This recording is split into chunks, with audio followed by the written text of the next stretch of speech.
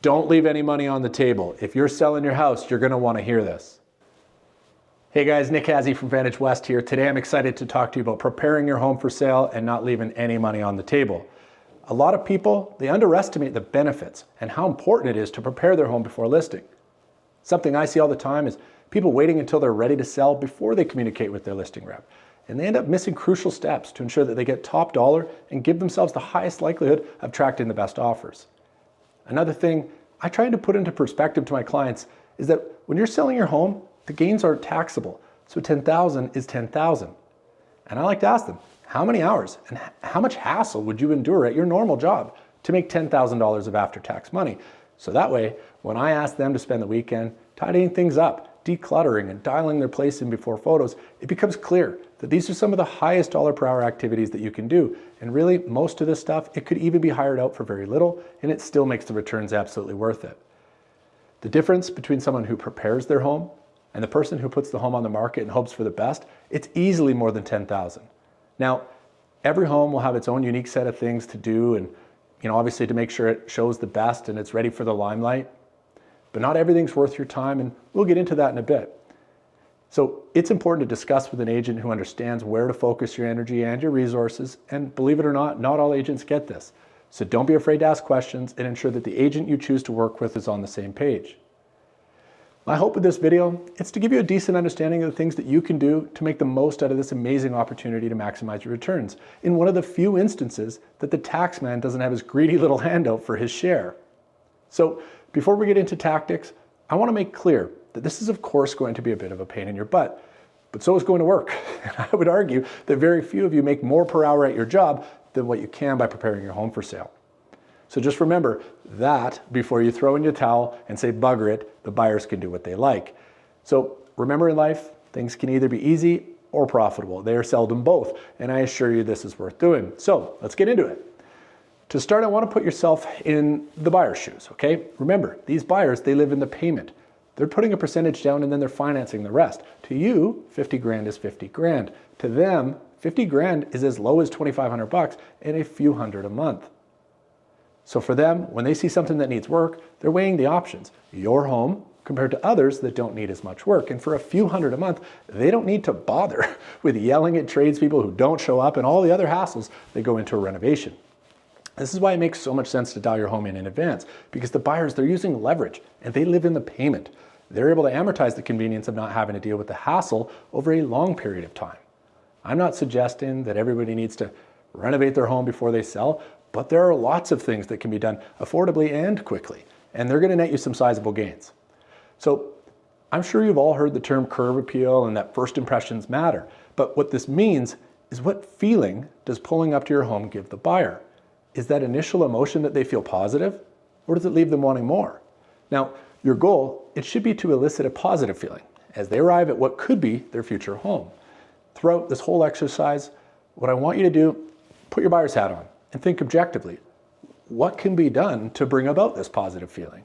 Now, this means stuff like freshly cut grass, new bark mulch in your garden beds, crush, pressure wash your driveway, fascia boards, fencing, anything else that's been beaten up by the sun, give it a lick of paint and bring it back to life. Stuff like, are you storing anything in your yard or your driveway that doesn't need to be there? Get it out of there. And another great one is if you've got kind of old crummy numbers, front civic address numbers, really inexpensive way to modernize your home is some tasteful but funky house numbers. It's actually quite affordable these days. Another one is if you've got old brass outdoor lighting, swap those out for something more current. Again, it's a lot more affordable than you think. It makes a huge difference as people arrive at the home.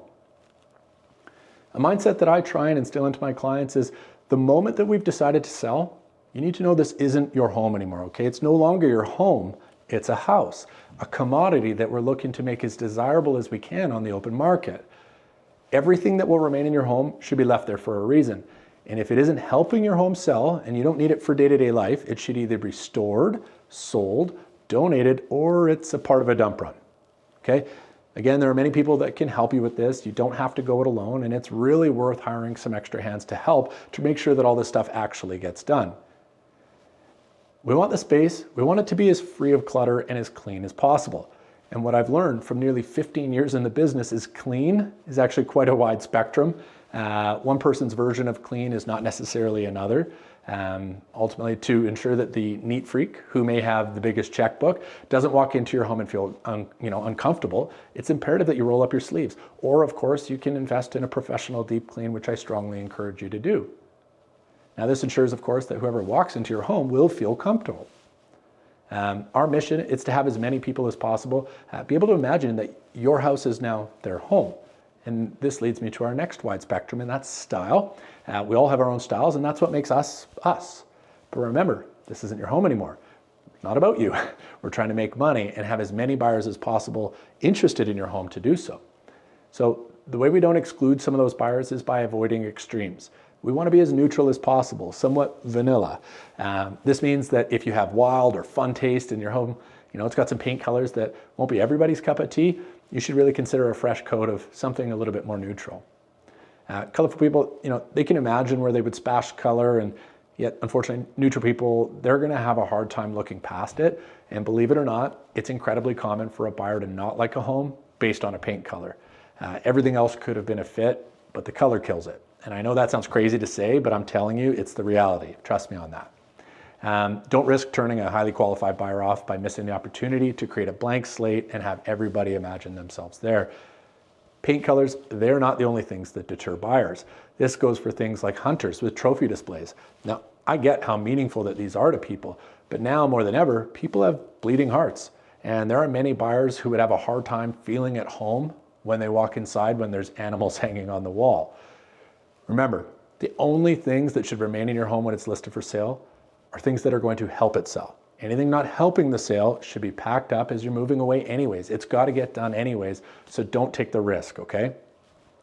Lots of exotic decor is another one. Maybe you've gathered it from travels abroad. Maybe you've got large quantities of religious items or anything, really anything that could be perceived as polarizing. Ultimately, they should be kept to a minimum or removed altogether. Again, don't take the risk. So I would suggest that is one great place to start and have a thought about. Another one, believe it or not, people will be opening your closets. So do not use them as your dumping grounds. When you're going around and you're decluttering, don't jam it in the in the nearest closet and stuff it away thinking nobody will find it. They will. You want as little in the home as possible, okay? I think we can all agree that we can never have enough storage. And if all of your storage and closets are stuffed, it gives the buyer the feeling that there isn't enough storage. And another one is your bedroom closet. A great way to save room is not to pack up all your clothes. No, because of course we do want you to be able to put your pants on in the morning and get dressed, but it's to take anything off season that you won't be wearing anyways because it's not the season, it's too cold or too warm. And I want you to box it up and add it to the things that you're going to be storing and taking away anyways. And that's going to give you a ton of room in your closet to make the buyer feel like, hey, there's more than enough room for my stuff here. So we're huge believers in the power of staging.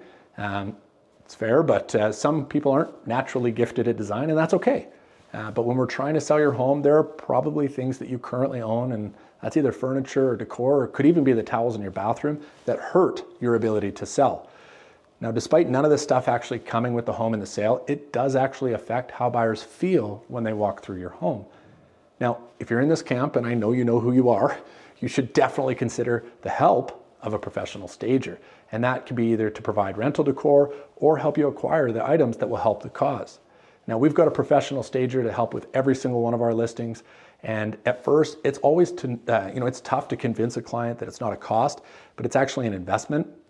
But each and every time after the work is done, they always say, wow, like you weren't kidding, that was so worth it. So trust me, a long time in the biz, I've proven this time and time again, it is absolutely worth the upfront amount of money required to get your home staged or looking prepared. On the back end, you get paid a fair sum for having done that, and I strongly encourage you to do so.